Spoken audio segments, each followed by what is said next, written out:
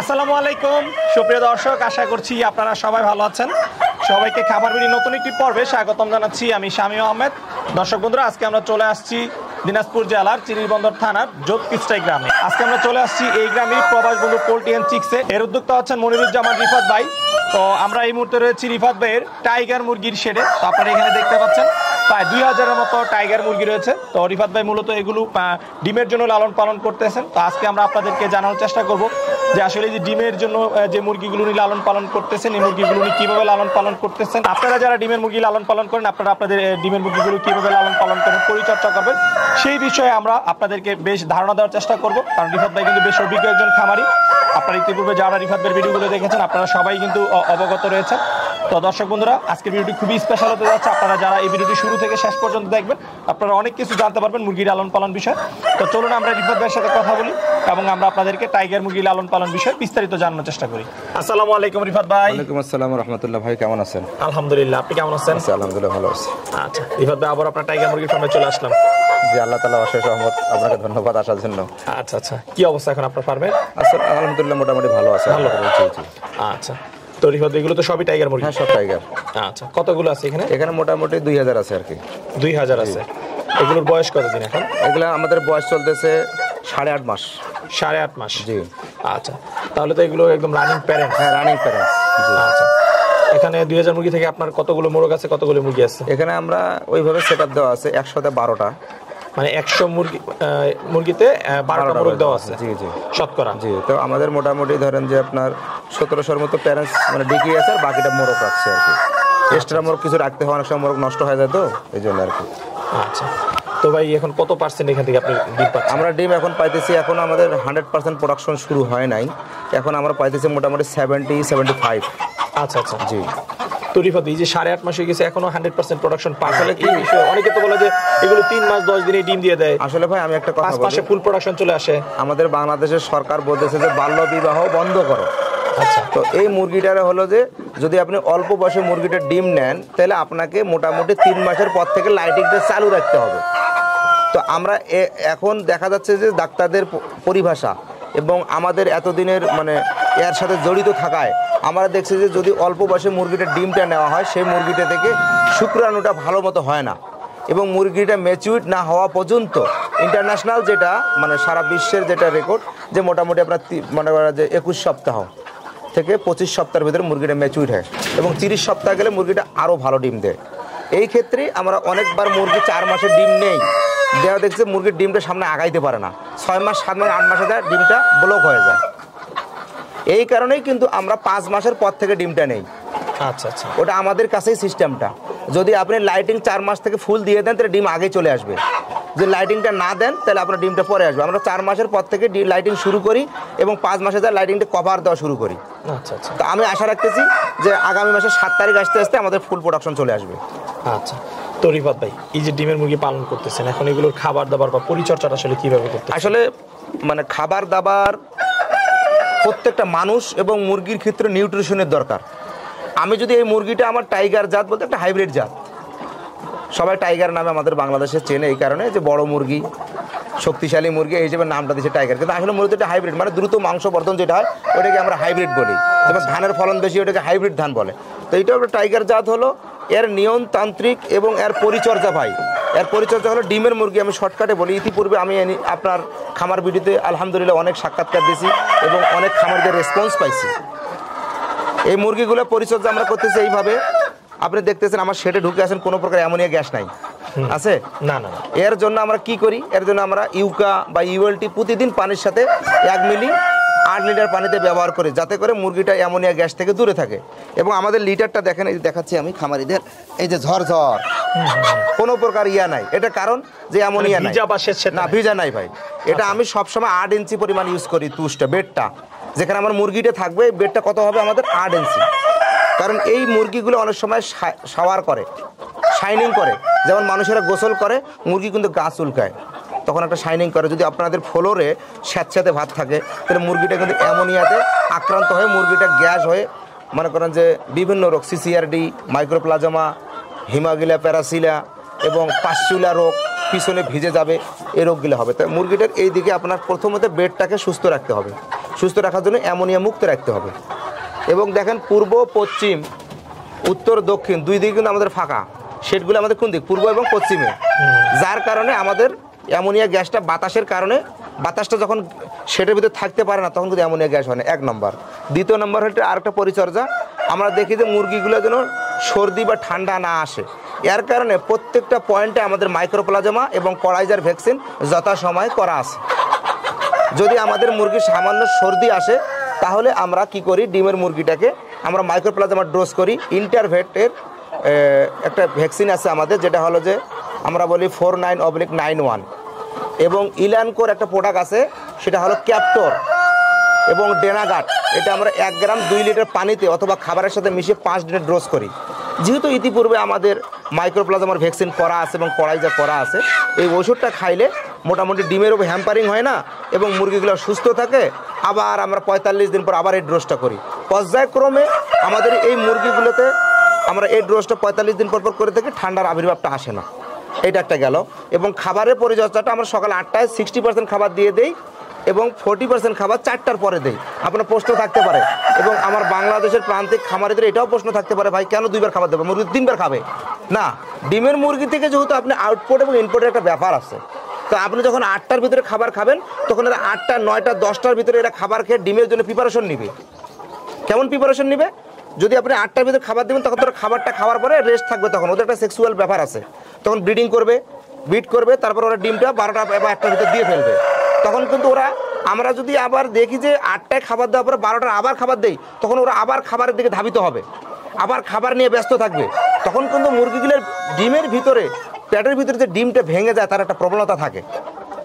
এই জন্য আমরা খাবারটা 2 ভাগে দেই, সকাল 8টায় এবং 4টায়। সকাল 8টায় যেটা দিয়ে খাইতে খাইতে 4টার আগে শেষ হয়ে যায় এবং ডিম পাড়া ওদের কমপ্লিট হয়ে যায়, এবং 4টা থেকে যেটা দেয় সেটা রাত 10টা পর্যন্ত খায়, ওরা লাইট বন্ধ করে দিই, আমরা মুরগি সুস্থ থাকে।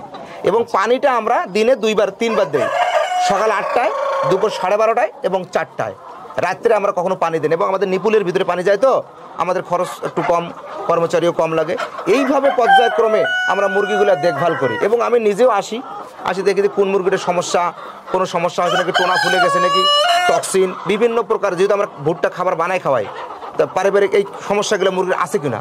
মানে মূলত প্রত্যেকটা খামারিকে তার স্বপ্ন পূরণ করতে গেলে আগে 2টা ধাপ আগাইতে হবে, তাকে পুরোপুরি এটার ভিতরে মোটামুটি জ্ঞান অর্জন করতে হবে এবং মুরগির নার্সিংগুলো ঠিকমতো করতে হবে, এবং যে খাবারটা আপনি দিচ্ছেন এই খাবারটা কতটুকু নিউট্রিশন আছে, তারপরে তার আউটপুট এবং ইনপুট চিন্তা করতে হবে। যদি তার মুরগি সুস্থ থাকে, আমি মনে করি এই পরিচর্যাগুলো যদি সুস্থ থাকে তাহলে সে সামনে আগাইতে পারবে এবং তার স্বপ্নটা বাস্তবায়িত হবে। আচ্ছা, জাকির ভাই খুব সুন্দরভাবে আসলে আপনি ব্যাখ্যা করে দিলেন যে কিভাবে আসলে আপনি মুরগির পরিচর্যা করতেছেন। আশা করি নতুনরা এখান থেকে এই বিষয়ে যথেষ্ট তারা ধারণা পেয়েছে ইনশাআল্লাহ। আচ্ছা, তরিফ ভাই আপনি যে লিটারের যে বিষয়টা বললেন যে লিটারটা আপনি খুব পরিষ্কার রাখার চেষ্টা করেন, সেই ক্ষেত্রে লিটারটা কতদিন পর পর আমরা ভাই মোটামুটি এখন আমরা দিয়ে দিছি, এখন আর চেঞ্জ করব না। আচ্ছা, তাহলে এই যে এখানে যে তার বিষটাগুলো পড়তেছে, আমাদের যেহেতু আমাদের এখানে একটা কথা বলি, বিষটা যদি পড়তেছে কিন্তু আমরা অ্যামোনিয়া গ্যাসের ব্যবস্থা নিছি, এবং আমার ছেলেপেলেরা দিনে 2 বার করে, এটা মানে আমাদের একটা বেলচার মতো আছে, পা দিয়ে বড় বুট পরে ওরা 2 বার করে উল্টে দেয়। আচ্ছা আচ্ছা, পা দেয় 2 বার করে, তখন নিচের যে আপনার আছে লিটারটা তলে চলে যায় এবং সাপ্তাহিক আমরা করি কি, এক পাশ থেকে আমরা উপরে যে লিটারটা জমা হয় ওটা আস্তে আস্তে আমরা বাইর করে দিই। আচ্ছা আচ্ছা, এই পর্যায়ে করতে গিয়ে আমরা মোটামুটি 8 মাস 10 মাস পর আবার চেঞ্জ করে দিই। আর একটা মাথায় রাখতে হবে, ডিমের মুরগিকে যদি আপনি ঘন ঘন লিটার চেঞ্জ করে দেন তাহলে তার নাকের ভিতরে বালু ধুলা বালা যাওয়ার পরে ওরা অ্যামোনিয়া, কড়াইজা বিভিন্ন রোগে আক্রান্ত হয়, মুরগিগুলো ক্ষতি হবে এবং ডিমের প্রোডাকশন কমে যাবে। আচ্ছা জিবাদ, এই যে লিটার যে বিষয়টা, এটা আমার কাছে একটু মানে ঝামেলা, বা যারা নতুন আছে তাদের কাছে ঝামেলা মনে হতে পারে। এই যে যেটা বললেন যে বারবার চেঞ্জ করলেও সমস্যা, আবার না করলেও সমস্যা, এবং অনেক অভিজ্ঞ খামারিদের কাছ থেকে যেটা আমি শুনেছি যে যত রোগের উৎপত্তি হয় লিটার থেকেই হয় মুরগির। তো সেই ক্ষেত্রে যারা নতুন খামারি রয়েছে তারা যদি মাচা পদ্ধতিতে মুরগিগুলো লালন পালন করে, মাচাটা এক জিনিস, আচ্ছা মাচাত পারলেই যে আপনার মুরগির সমস্যা হবে না এটা কেউ কোনো সাইড ইফেক্ট বলতে পারে না, কারণ মাচাতেও মুরগির লিটার জমা হয়। আমি মূল কথা আপনাকে বলছি, যদিও আপনার লিটার এখানে জমা হয়, কিন্তু যদি আপনি অ্যামোনিয়ার জন্য ইউজ করেন, অ্যামোনিয়া থেকে যদি আপনার মুরগি বাঁচে তাহলে আপনি বেঁচে যাবেন। আচ্ছা আচ্ছা, মূল হলো লিটার থাক সমস্যা নাই, মুরগি লিটারের উপরে আছে কিন্তু গ্যাস নাই, তাহলে সমস্যা হবে না না। তো আমাদের মূল নির্মূল করতে হবে অ্যামোনিয়া। তা আমরা খামারিদের বলার উদ্দেশ্য যে ভাই অ্যামোনিয়া কেমনে দূর করবেন, তার জন্য আছে ইউকা হলো অপসনিন কোম্পানি, 1 মিলি 8 লিটার পানিতে প্রতিদিন মারতে হবে যতদিন মুরগি থাকবে, শুধু সকালবেলা দিনে একবার। এবং এশিয়া কোম্পানি আছে নো গ্যাস অথবা ইউএলটি, খুব দাম কম, 1 লিটারের দাম 580 টাকা, 1 মিলি 1 লিটার পানিতে আজীবন ইউজ করবে, আমরা তাই ইউজ করি। এটা যখন ইউজ করবে, জি নিয়মিত ইউজ করার কারণে আমাদের লিটার ঝরঝরা আছে। আচ্ছা আচ্ছা। এবং অ্যামোনিয়া গ্যাস নাই। যখন আমার অ্যামোনিয়া গ্যাস থাকবে না, অনেক খামারিতে অ্যামোনিয়া গ্যাসেই বোঝে না, অনেক খামারি আছে অ্যামোনিয়া গ্যাসেই বোঝে না। ভাই আপনাকে আগে বুঝতে হবে, শুনতে হবে, তারপরে আপনি এখানে আগান, তাহলে আপনি টিকতে পারবেন না, যদি না পারেন তো সমস্যা হবে। আচ্ছা তরিকত, আরেকটা বিষয় হচ্ছে যখন মুরগি ডিম পাড়ে তখন কিন্তু তাকে বিভিন্ন ভিটামিন এবং ক্যালসিয়াম দিতে হয়। সেই ক্ষেত্রে এখন তো ডিম পাড়তেছে আপনার মুরগিগুলো, আপনি কি কি ভিটামিন এবং ক্যালসিয়াম? আমরা প্রতি 15 দিনের ভিতরে ওয়ালভিট এমএ আমি পর্যাপ্ত পরিমাণ, আমি 29টা নিউট্রিশন দিয়ে আমার খাবারগুলো তৈরি করি। যে খাবারগুলো থাকে আমার মিনারেল থাকে, আমার আছে অ্যামাইনো অ্যাসিড থাকে, আমার ইসেল থাকে, ইসেলেনিয়াম থাকে, আমার ফরফরাস থাকে, আমার লাইসিন থাকে, আমার মিথুনিন থাকে, মানে কন্ডাকশন করে আমি একটা নিউট্রিশন তৈরি করি। যে নিউট্রিশনটা আমার মুরগিকে কতটুকু দিতে পারবে, টোটাল প্রোটিনের হার তখন আমার দাঁড়ায় 17 থেকে 18%। এছাড়াও আমরা নিয়মিত পানির ভিতরে ইন্টারভেটের যেটা ইসেল আছে, যেটা নেদারল্যান্ডের, এটা আমি ইউজ করি। এটা ইউজ করলে কি হয়, আমার মুরগির জরায়ুটা এবং ইউট্রাস যেটা থাকে এটা ইজি থাকে, তখন মুরগির শুক্রাণুগুলা যখন ডিমের শুক্রাণু তৈরি হয় এবং ডিমটা ইজিতে আসে এবং ব্রিড করে 1 নম্বর। এবং আরিফ বাংলাদেশের ওয়ালভিট এমএ যেটা মাল্টিভিটামিন আমরা বলি, সমস্ত ভিটামিনের সমন্বয় করে, এটা অনেক দাম, অনেক খামারের আছে দাম বেশি ইউজ করতে চায় না, প্রিমিক্স কোম্পানিগুলো ইউজ করে, তখন কিন্তু মুরগিটা নিউট্রিশন পায় না, যার ফলে ডিম আসে না। তো ইসেলের ব্যবহার আপনাকে প্রতি সপ্তাহে 3 দিন করতে হবে এবং আপনার হচ্ছে প্রতি 15 দিনের ভিতরে 3 দিনের 5 দিনের ডোজ করতে হবে মাল্টিভিটামিনের। এবং ক্যালসিয়ামটা আমরা ফিডের ভিতরে ইউজ করি, সেটা হলো স্কয়ার কোম্পানির। আচ্ছা আচ্ছা। তো এইভাবে আপনার এখন 2000 মুরগি রয়েছে এখানে, জি। প্রতিদিন কি পরিমাণ খাবার লাগতেছে? প্রতিদিন আমরা 120 গ্রাম করে খাবার দিচ্ছি পার মুরগিকে, এক একটা মুরগিকে? জি জি। আচ্ছা আচ্ছা, 120 গ্রাম খাবারই কি একটা মুরগির জন্য যথেষ্ট? হ্যাঁ যথেষ্ট। এখন এর বেশি মুরগিগুলো অনেক বড়, অনেকে মনে করতে যে আসলে অনেক বেশি খায় এরকম না। আমার মুরগি যদি আমি আরো খাবার বাড়াই দিই, আমার মুরগি আরো ওজন বেশি হবে। এখন অলমোস্ট একটা মোরগ আমার আছে 3.5-4 কেজি, আমি যদি ইচ্ছা করতাম তাহলে আরো বেশি করতে পারতাম, কিন্তু আমার মুরগগুলো যদি বিট করবে, হয়তো অনেকে ভিডিও দেখবে বলবে যে ভাই ছোট মুরগি কেন। আপনাদের বুঝতে হবে যে আপনি একজন ব্রিডার হবেন এবং ওই মুরগিটা ব্রিড করে আরেকজনকে সাথে মানে বিট করা পারবে, সে ডিম দিবে। যদি যেই মুরগিটা ডিম দিবে ঠিকই, যদি বিট করতে না পারে ওই ডিমটা কি হবে ভাই, ব্রণ হবে না, আর ব্রণ না হলে কি হবে না, বাচ্চা হবে না, তাহলে আমি ক্ষতিগ্রস্ত হবে না। এই জন্য মোরগটার খাবারটা আমরা পটগুলো উঁচা করে দেওয়া আছে, মোরগের খাবার আমাদের কম করে দেওয়া আছে। আচ্ছা আচ্ছা, জি মোরগের খাবার আমরা পট মাঝে মাঝে আমাদের পট উঁচা আছে, জি ওইটা হচ্ছে উঁচা, আমার এটা হচ্ছে নিচা। ওটা মোরগের খাবার খাবে, মোরগ খাবে, ওটা তো ডিগি খাইতে পারবে না। আচ্ছা, তাহলে খাবারটা একই? খাবারের মোরগের খাবারের নিউট্রিশনও আলাদা আছে। না, এখন কথা হচ্ছে যে এই যে নিচু যেটা আপনি দিলেন, জি জি, এটাতে তো মোরগ খাইতে পারে তাই না? মোরগ খাবে না এটাতে, মোরগ একটা অভ্যাস হয়ে গেছে, খাইলেও ওখানে বেশি মুখ লাগায় না, বুঝতে পারছেন? কিন্তু মোরগের জন্য আমরা স্পেশাল এটা খাবার, এখানে খাইলে সমস্যা নাই। মানে সে মাথা নিচু করে তো খাইতে চায় না? না, খাইতে চায় না। এখানে খাইলেও মুরগিটা খাইলেও মোরগের খাইলেও কোনো সমস্যা নাই, কিন্তু মোরগের জন্য যে নিউট্রিশন বেশি দেওয়া আছে, ওদের একটা মানে সেক্সুয়ালের দরকার আছে। আচ্ছা আচ্ছা, এই জন্য ওদের খাবারটা আমরা আলাদা করে দিই, যেহেতু ওরা ব্রিডিং করে, ঠিক আছে, ব্রিডিং করে, এই জন্য মোরগের খাবারটা আমরা আলাদা করে দিই, একটু নিউট্রিশনটা বেশি থাকে এবং মুরগির নিউট্রিশনটা একটু কম থাকে, কারণ মোরগের ওজন আমরা বেশি করবো না। আচ্ছা আচ্ছা, মুরগির নিউট্রিশনের বেশি হোক, একটু ওজন একটু বাড়লে সমস্যা নেই, কিন্তু মোরগের সমস্যা আছে। আচ্ছা, তো যারা এই যে ডিম বাচ্চা উৎপাদনের জন্য মুরগিগুলো লালন পালন করবে, প্যারেন্টস করবে, সেই ক্ষেত্রে মোরগের ওজন কেমন রাখা উচিত এবং মুরগিগুলোর ওজন? আমি মনে করি যে মোরগ একটা টাইগারে 3.5 কেজি রাখলে এনাফ। আচ্ছা, 4 কেজি রাখলে মুরগিটা যখন 4 কেজি একটা মোরগ যদি একটা 2 কেজি মুরগির উপর ওঠে, তাহলে সেই মুরগিটা যে কোনো 2টা মোরগ যদি ওঠে অনেক খোঁজে আমার মুরগির উপর মারি ফেলায়। তখন কিন্তু আমি কনসালটেন্টদের সাথে যারা আমাদের আছে তাদের সাথে পরামর্শ করি এবং আমি রিসার্চ করার জন্য, আপনি দেখতে পাবেন ওখানে 60 থেকে মোরগ দেওয়া আছে, আমার কয়টা মুরগি দেওয়া আছে, তো দেখি যে একসাথে দেখি তো যখন ওরা নতুন সেক্সুয়ালে জমা হয় তখন 4-5টা মোরগ একটা মুরগিকে ধরে ফেলায়। তো দেখা গেল যে একটা মুরগি উঠে আসলো, আরেকটা উঠলো, 4 বেলা দেখা যায় আমার মুরগিটা ডেড হয়ে যায়। এই কারণে আমাদেরকে বলছে জাত তো আমার ঠিক আছে, আমার মোরগের ওজন যদি 3 থেকে 3.5 কেজি থাকে তাহলে এটা আমার এনাফ। আমার মোরগ যদি 3 থেকে 3.5 কেজি থাকে আর মুরগিটা যদি আমার 2 কেজি 2.5 কেজি থাকে আমার কোনো সমস্যা নাই। ঠিক আছে। তো রিভার আরেকটা বিষয় যেটা হচ্ছে এই যে ওয়েদার চেঞ্জ হচ্ছে, শীত থেকে এখন গরমকাল আসতেছে, মানুষজন কিন্তু আসলে এই সময় অসুস্থ হয়, বিভিন্ন রোগে আক্রান্ত হয়, ঠান্ডা জ্বর এরকম একটা সিজনাল আসলে রোগ হয়ে থাকে। তো মুরগির ক্ষেত্রে এরকম ওয়েদার চেঞ্জের ক্ষেত্রে কোনো সমস্যা হয়? সমস্যা আছে। এই যে আমার মুরগিতে এখন আজকে ওয়েদার চেঞ্জ হওয়ার কারণে আজকে আমরা দুপুরবেলা থেকে আমরা দিচ্ছি একটা বেটামেক্স এসকেপ কোম্পানির, যেটা আমাদের হিট স্ট্রোক থেকে বাঁচাবে। আপনি দেখতে পাচ্ছেন আমার এখানে ফ্যান আছে, ফ্যান আছে। কেন ফ্যান দেওয়া হয়েছে? যদি অতিরিক্ত চাপ হয়ে যায় তো কিন্তু বাইরের দেশের প্রোডাক্ট, আমাদের দেশের না, এরা হিট স্ট্রোক করে বেশি, এই জন্য আমরা বেটামেক্সটা ইউজ করি 1 মিলি 2 লিটার পানিতে। এবং এখন আমরা ঠান্ডার ডোজটা দিচ্ছি যাতে যেন গরম এবং ঠান্ডার আবির্ভাবে আমাদের মুরগিটার ভিতরে কফ জমা না হয়। এই জন্য আমরা দিচ্ছি কি আপনাকে বললাম যে হলো নোভাটিক্স কোম্পানির দিচ্ছি আমরা ক্যাপটর এবং ডেনাগাট। আচ্ছা, এই ডোজটা করতে গেলে আমার মোটামুটি 5 দিনে আমার খরচ হবে 10,000 টাকা। আচ্ছা, এই মুরগিটা আমি 45 দিন পর পর ডোজটা করি।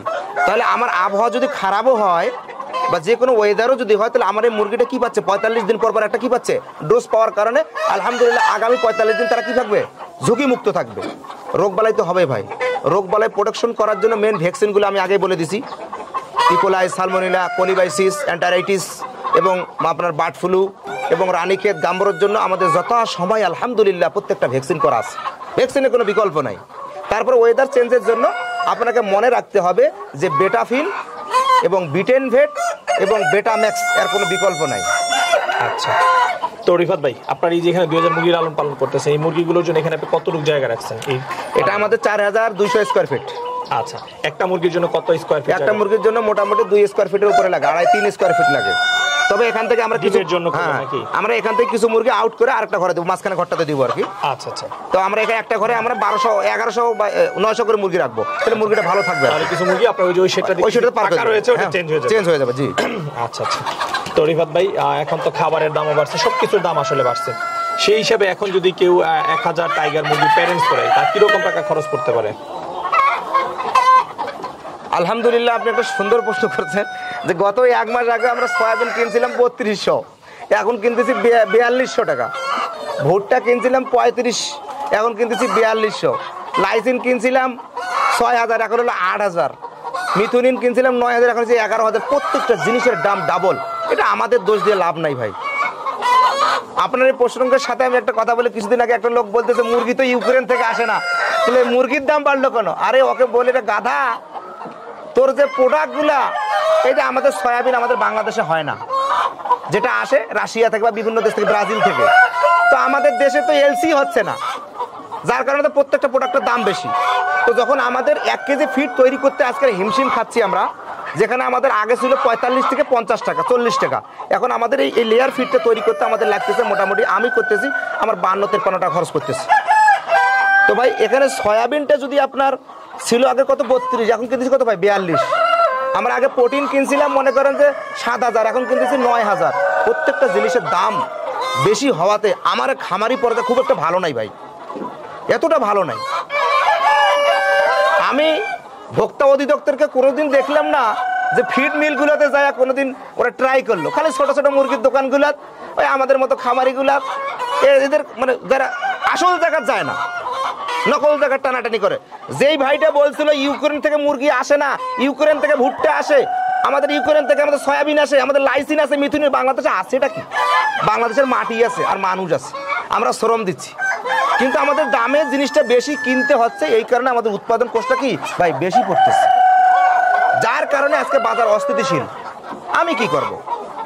আপনি আগের দিনাজপুরে আসছিলেন 500 টাকা টিকিটে, এখন আসতেছেন 900 টাকা। তো এখন আপনি কি কোনোদিন জিজ্ঞাসা করছেন শামীম ভাই টিকিটের দাম বাড়লো কেন?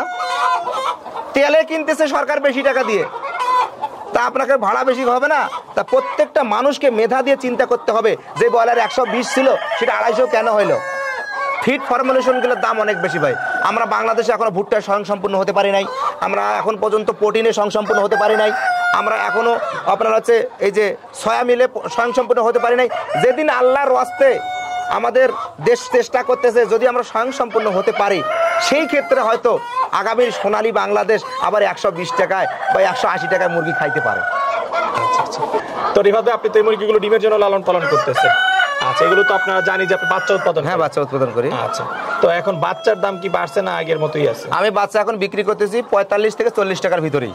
45 থেকে 40 টাকা। জি আলহামদুলিল্লাহ, এখন মুরগি আমার বেশি, ঠিক আছে, আগের চেয়ে মুরগিও বেশি। আমি ওই রকমই রাখছি, যদিও কারণ খামারি পর্যায়ে আমাকে দেখতে হবে যে একটা খামারে যদি 40 টাকা বা 45 টাকা বাচ্চা নেয়, তাহলে তার উৎপাদন কষ্ট কত দাঁড়ায়, ঠিক আছে। তো আমরা মোটামুটি সারা বাংলাদেশে তাদের নিজস্ব খরচে ঝুড়ি আমরা দিব না, আমরা কেরিং দিব না, আমরা 40 থেকে 45 টাকার ভিতরে বাচ্চাটা বিক্রি করতেছি সমগ্র বাংলাদেশ ব্যাপারী, শহরমুখী, এবং ক্যাশ অন ডেলিভারি আমাদের নাই। এই যে খাদ্যদ্রব্যের যে দাম বলেন সবকিছুরই দাম আসলে বেড়ে গেছে, সেই অনুযায়ী এখনো 40-45 টাকা বাচ্চা বিক্রি করে আসলে কি প্রফিট হচ্ছে কি? আসলে শামীম ভাই আপনাকে একটা সুন্দর কথা বলি, আমি যদি আমার ভুট্টাটা আমার নিজের কিনা, বা আমরা জমিন এখন অনেকগুলো আবাদ করছি, এবার কিছুদিন গেলে আমার নিজস্ব ভুট্টা হবে আমাদের অনেক ভুট্টা লাগাইছি। তা ভুট্টাটা এবং খাবারটা আমার সয়াবিনগুলো আগের কিনে আসছিল কিছু, এবং লাইসেন্স মিথুনের আমি একবারে কিনে আসছিল, তাতে আমি দেখতেছি আমার 55 থেকে 52 টাকার ভিতরে খাবারটা উৎপাদন হচ্ছে। তাই এই হিসাব করে মোটামুটি দেখতেছি যে আমাদের মোটামুটি কিছু প্রফিট থাকতেছে। আমার শুধু প্রফিট দেখলেই হবে না, আমার যে প্রান্তিক খামারিগুলো আছে তাদেরকে নিয়েও তো আমাদের চিন্তা করতে হবে। আমাদের এতটুকু চিন্তা করতে হবে যে একটা খামারি যেন এখান থেকে কিছু করতে পারে এবং আমরাও যেন সমন্বয়ভাবে চলতে পারি। এই কারণে বাচ্চার বাজার আমি অতটা বাড়াই নেই ভাই। তো রিফাত ভাই, অনেক কথা বললাম, খুবই ভালো লাগলো। পরিশেষে আপনার এই ফার্ম নিয়ে ভবিষ্যৎ পরিকল্পনা জানতে চাই। পরিশেষে আমার পরিকল্পনা এটা হলো যে আমি অলরেডি আলহামদুলিল্লাহ একটা শেড আমাদের ওইদিকে চালু হয়ে গেছে, মোটামুটি 1.5 লাখ ক্যাপাসিটি।